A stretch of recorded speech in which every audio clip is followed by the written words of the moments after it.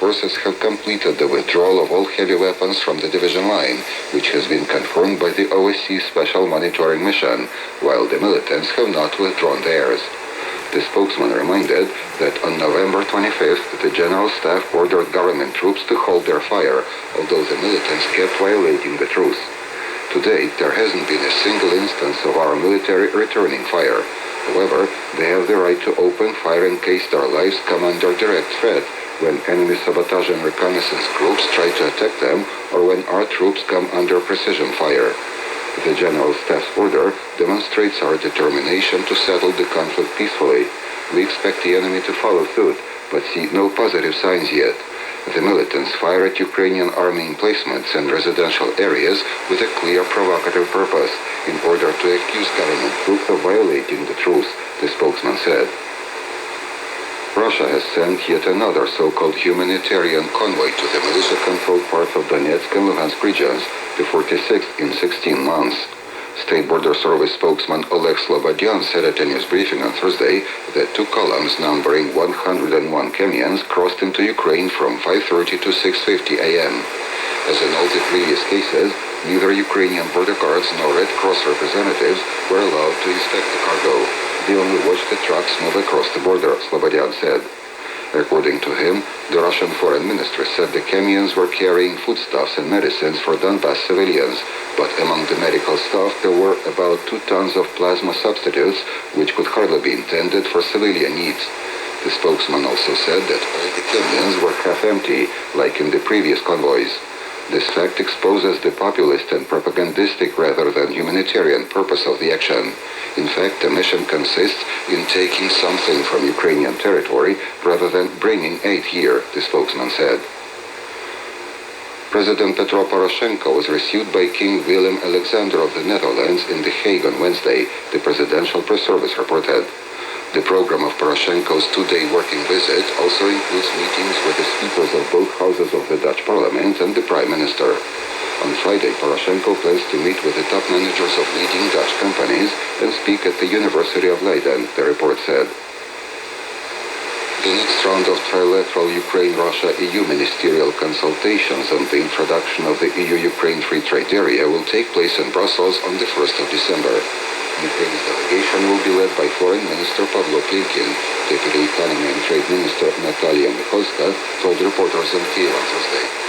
She stressed that the text of the EU-Ukraine Free Trade Agreement remained and would remain unchanged, despite Moscow's objections and threats of a total embargo on Ukrainian imports to Russia. The government of Ukraine and the European Commission have no intention to postpone the enactment of the Free Trade Agreement, which has been ratified by all the 28 EU member states. It will take effect on the 1st of January 2016, Michalska said. President Petro Poroshenko has thanked U.S. President Barack Obama for his promise to provide Ukraine with military aid next year. Thanks to President Obama for this powerful military aid for Ukraine. This is an example of our partners' solidarity and support, Poroshenko tweeted on Thursday. As we are reported, Obama endorsed the Congress-approved national defense budget for 2016 with $300 million earmarked for military aid to Ukraine. And that was the news bulletin read by Andrew Bonder from the studios of Radio Ukraine International. Next in line is Ukrainian Perspective.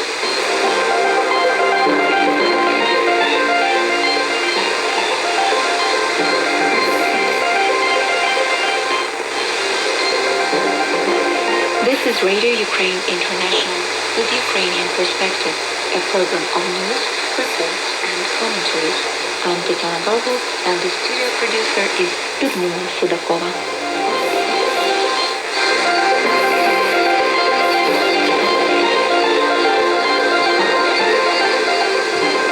Pro-Russian militants in eastern Ukraine continue to violate the regime of silence. Their shootings have been directed at Avdiivka, Opitne, Pisky and Mariinka near Donetsk, said spokesman on anti-terrorist operation issues for the presidential administration Oleksandr Motuzyanik at a news briefing on Thursday. He said the militants have not used heavy weapons overnight. Instead, they fired from multiple launch rocket systems GRAD at the Mariupol direction. The previous day passed without casualties of the Ukrainian military, but 2 Ukrainian defenders were injured. Oleksandr Motuzyanik speaking. Начальник Генерального штабу, головнокомандувач Збройних сил України видав наказ про відкриття вогню у відповідь силами антитерористичної операції. Chief of General Staff of Armed Forces ordered that only in case of direct threat to life, operation forces can open fire. This regime was introduced on the 25th of November, starting from midnight. Ukrainian party informed OSCE Special Monitoring Mission representatives and the Russian side about it. May we remind you that anti-terrorist operation forces have fully completed the withdrawal of heavy weapons from the line of demarcation and the verification of the process by the OSCE. At the same time, the enemy has still not completed the process and the OSCE have not released the corresponding report. The decision to open fire in response is adopted by commander on the spot. Any attempts of attack from the enemy will be prevented and enemy units destroyed, said Alexander Mutuzyanek. Deputy Chief Monitor of the OSCE Special Monitoring Mission in Ukraine, Alexander Hug, also confirms that there is significant deterioration in the east of Ukraine. The security situation in eastern Ukraine remains preoccupying to us, with frequent incidents reaching sometimes unusual high figures. For example, for the sole date of 24th November, the SMM registered 576 explosions in the Sol area around the remains of the Donetsk airport. This location, however, is unfortunately not the only affected by regular incidents. Shirokine and Horlivka are also now to be considered once again so-called hotspots. Alexander Hug.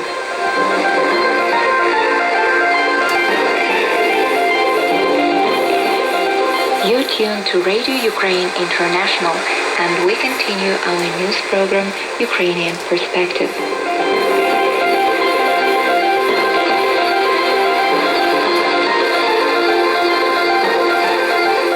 Ukraine has completely closed its airspace to Russian airlines on Thursday. Russian airlines and Russian aircraft are not entitled to use Ukrainian airspace anymore, said Prime Minister of Ukraine Arseniy Yatsenyuk at a regular cabinet meeting on Wednesday, asking the Ministry of Infrastructure to officially notify Russia about the closure of the Ukrainian airspace to all Russian airlines without exception. As Radio Ukraine International reported earlier, on the 25th of October, Kyiv banned all Russian airlines from flying into Ukraine. According to the Prime Minister Arseniy Yatsenyuk, the two countries conduct consultations on lifting the ban on air travel for Ukrainian airlines through Russia, as they did not violate any rules, but the Russian Federation have not agreed with the Ukrainian side. Therefore, our government completely closes its airspace for civilian transit for all Russian airlines. The prohibition applies to the whole of Russian civil aviation and all of the country's airlines, said the Prime Minister. He added that such a decision was made due to worsening military and foreign political situation. Prime Minister Arseniy Yatsenyuk comments.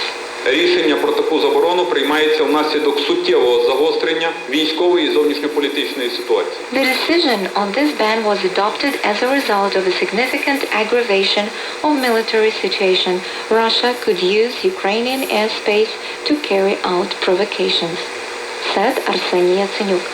The Prime Minister also announced the government had decided to order Ukraine's Naftogaz oil and gas giant to stop buying natural gas from Russia.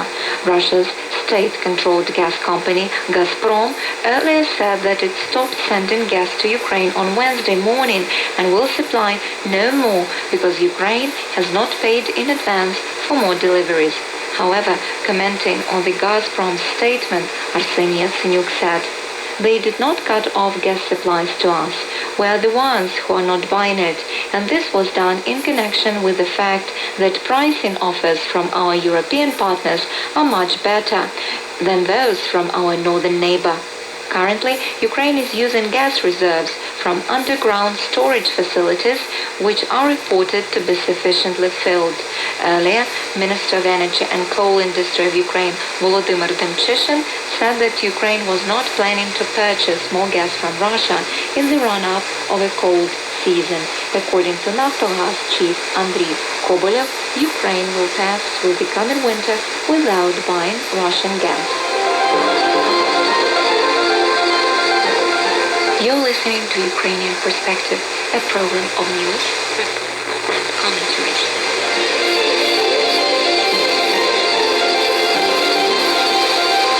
Poster exhibition Russian Imperialism Crimes Against Humanity opened in Kyiv on the 26th of November. The event was timed to the anniversary of the Holodomor of 1932-1933 and the beginning of the Revolution of Dignity. 2015 marks the 82nd anniversary of one of the most tragic episodes in the history of Ukraine, when Stalin's Soviet regime used famine as a weapon to murder millions of innocent men, women and children in an attempt to destroy the Ukrainian nation. Amidst various memorial actions accompanying this tragic anniversary is the exhibition showcasing works of Ukrainian and foreign artists. The organizers have collected copies of the most interesting political posters on the subjects of crimes of the Soviet Russia against the peoples oppressed by it and against the whole civilized humanity. In particular, it presents works of the legendary Nil Khasevich, an artist who created the visual image of the Ukrainian insurgent army and worked underground during the liberation struggle for 40 years. There are also works from America, Europe, Russia, Kazakhstan, Azerbaijan, and copies of poster papers dating back to 1920s, 1930s, devoted to the events such as the Riga Peace Agreement, the annexation of the Baltic states by the Soviet Union, and others. Sergei Parkhomenko, Deputy Director of the museum, speaking. Мета сьогоднішнього заходу – це привернути увагу українських і українських громадян. The purpose of this event is to draw attention of the Ukrainian citizens and the international community to the events taking place in Ukraine. We dedicated this exhibition to the 82nd anniversary of Holodomor and the 2nd anniversary of the Revolution of Dignity, because the events that occurred over 80 years ago and which occur now have a cause and effect relationships. The acts carried out by Russia against Ukraine then and now is a revenge to our nation for wanting to choose the path of development and not wanting to live in the Soviet-Russian swamp, and the Kremlin takes terrible revenge. By the way, not only Ukrainian, but every nation that was under the bondage of Moscow paid a dear price for its freedom, said Sergei Parkhomenko. In the future, the organizers plan to show the exhibition in the southern and eastern regions of Ukraine.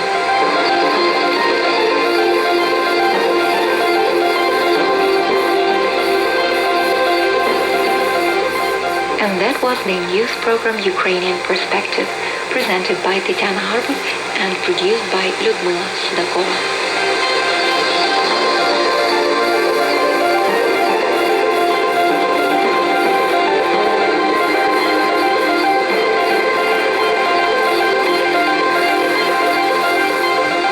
This is Radio Ukraine International.